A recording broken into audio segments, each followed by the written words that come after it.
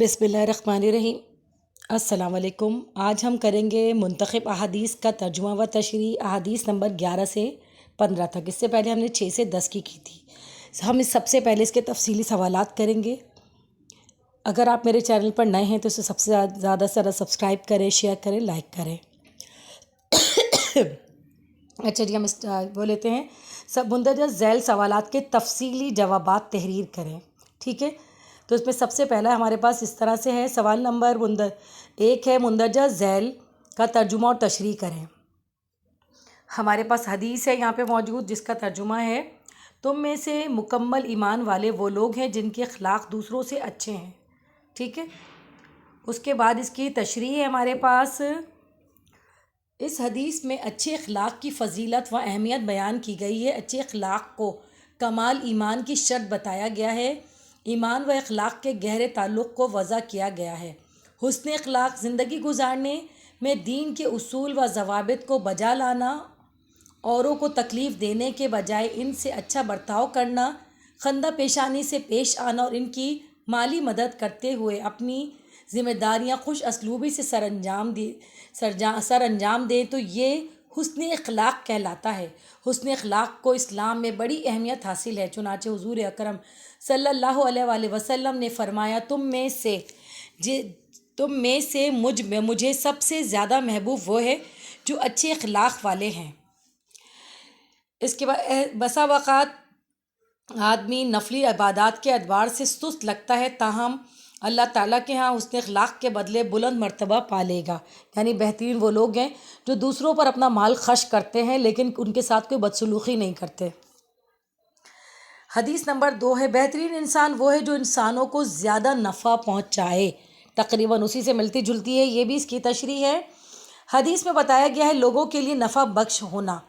आदमी के बेहतर होने के लिए ज़रूरी है इंसान की बेहतरी का दारोमदार लोगों के नफ़ामंद होने पर मौक़िफ़ है। इस हदीस में हुज़ूर अकरम सल्लल्लाहु अलैहि वसल्लम ने ऐसे आदमी को पसंदीदा बंदा शुमार किया है जो अल्लाह ताला की मखलूक इंसानों, चरिंद परिंद, हशरात और हर एक को नफ़ा पहुँचाता है। इनको तकलीफ़ ना पहुँचाए बल्कि अपनी तरफ से इनको हत्तुल इम्कान नफ़ा पहुँचाए। इनके खाने पीने और दीगर सहूलतों का इंतज़ाम करे।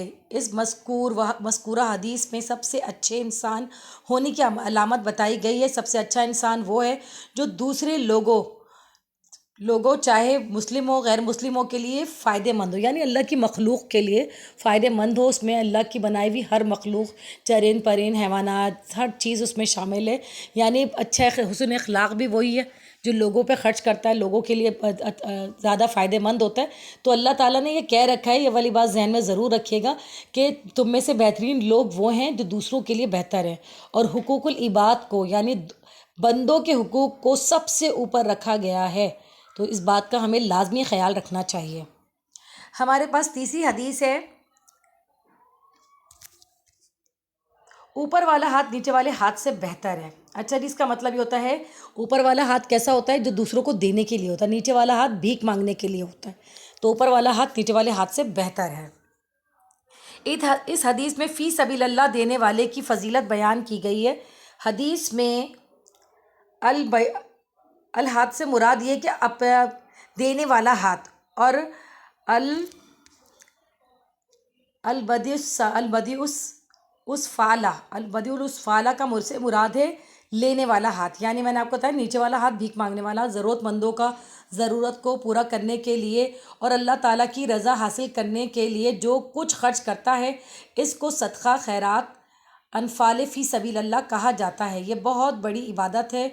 ऊपर वाला हाथ जो ज़रूरतमंदों को ज़रूरत की चीज़ें मुहैया करता है, जूदो सखा करता है, जूदो सखा यानी अल्लाह के लिए देता है, वो नीचे वाले हाथ से अच्छा है। इसका मुकाम बहुत ऊंचा और बुलंद है। इस हाथ से, जिसके हाथ के ज़रिए दूसरों से सवाल किया जाए, अपनी हाजतें मांगी जाएं, वो नीचे वाला हाथ है और ज़िल्लत का बाइस है। लिहाजा हमें चाहिए कि हमको जहाँ तक हो सके सखावत करने वाले, दूसरों को देने और दूसरों के काम आने वाले बने, ना कि गदागर और दूसरों के सामने हाथ फैलाने वाले साइल बने, जो कि एक घटिया बात है। और किसी शख्स पर پر بار بن کر زندگی نہ گزاریں، اپنے کاموں سے ایسے کاموں سے بچیں تاکہ فلاح پا سکیں۔ یعنی مانگنے والے لوگوں کو اللہ نے پسند نہیں کیا۔ ہاں مانگنا اس وقت جائز ہے جب بہت زیادہ کوئی چارہ نہ رہے تو پھر مانگتا ہوا بندہ اچھا لگتا ہے، لیکن کیا ہے معاشرے میں گدہ گری باقاعدہ طور پر ایک پروفیشن بن گیا ہے۔ تو اللہ تعالیٰ ہمیں اچھی تعلیمات کی طرف لے کے جائے، ہم دینے والا ہاتھ بنے، جود و سخا بنے، نہ کہ ہم فقیر بنے اور مانگنے والا ہاتھ بنے، اور اللہ کسی کو بھی بے وجہ مانگنے والا نہ بنائے، آمین۔ اب اس کا ہے سوال نمبر 2، رشوت کے نقصانات پر تفصیلی نوٹ لکھیے۔ جواب: رشوت، سب سے پہلے بات ہمیں پتہ ہونا چاہیے رشوت کیا چیز ہے۔ کسی بھی ناجائز کام کو کروانے کے لیے جو پیسے یا تحائف دیے جاتے ہیں ان کو رشوت کہا جاتا ہے۔ رشوت کے نقصانات: رشوت دینے اور لینے کے بہت سے نقصانات ہیں جن میں سے چند مندرجہ ذیل ہیں۔ معاشرتی بدنظمی: پہلا، رشوت لینا اور دینا ایک دوسرے سے لازم و ملزوم ہے۔ رشوت اس وقت دی جاتی ہے جب کوئی ناجائز کام کروانا مقصود ہو، اور اس وقت لی جاتی ہے جب کوئی ناجائز کام کرنا مقصود ہو۔ جب رشوت لی اور دی جائے گی تو نا انصاف ہوگا، اور جب انصاف نہیں ہوگا تو معاشرے میں بدنظمی کا شکار ہو جائے گا۔ نمبر 2، ناجائز مطالبے: رشوت کا سلسلہ اسی وقت کسی قوم میں عام ہو جاتا ہے جب عدل و انصاف اور مروت ختم ہو جاتی ہے اور انسانوں کے جائز حقوق ملنے کی راہ میں ظالم اہلکاروں کے ناجائز مطالبے حائل ہو جاتے ہیں۔ بعض وقت لوگوں کو مجبور کر کے، جیسے ٹریفک والے ہیں، سارے کاغذات موجود ہیں، سب کچھ موجود ہے، لیکن اس کے باوجود بھی وہ کہتے ہیں ہمیں چائے پانی کے 200 روپے تو دے کے جاؤ۔ تو یہ جو مجبور کر کے لیے جاتے ہیں نا، تو وہ تو اللہ کے ہاں جواب دہ نہیں ہوں گے، لیکن لینے والے ضرور اللہ کے ہاں جواب دہ ہوں گے۔ حق مارنا: رشوت کی وجہ سے حقدار کا حق مارا جاتا ہے۔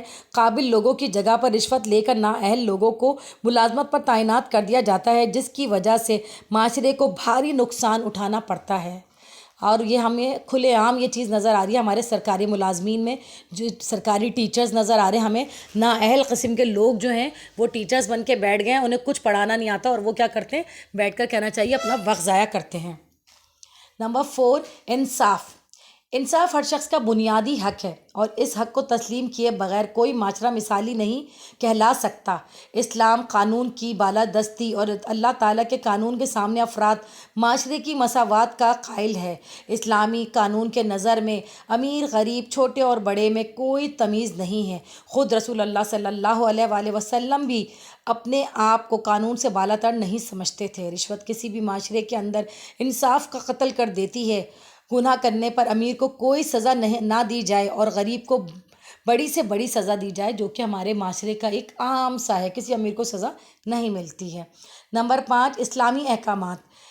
اسلام جائز روزی کمانا اور محنت سے کام کرنے کو ضروری قرار دیتا ہے۔ اسلام نجی دولت پر کوئی پابندی عائد نہیں کرتا، لیکن ناجائز ذرائع سے کمائی ہوئی دولت اور رشوت کو حلال نہیں سمجھتا، کیونکہ یہ معاشرے کے بگاڑ اور ظلم کی ایک نہایت خراب صورت ہے، جس سے معاشرے میں انسان کے جائز حقوق کی فراہمی ظالم اہلکاروں کی ناجائز مطالبے حائل ہو جائیں، وہاں پر انصاف نہیں قائم رہ سکتا۔ اسی لیے رشوت دینے والا اور رشوت لینے والا جہنم کی آگ کا ایندھن ہے۔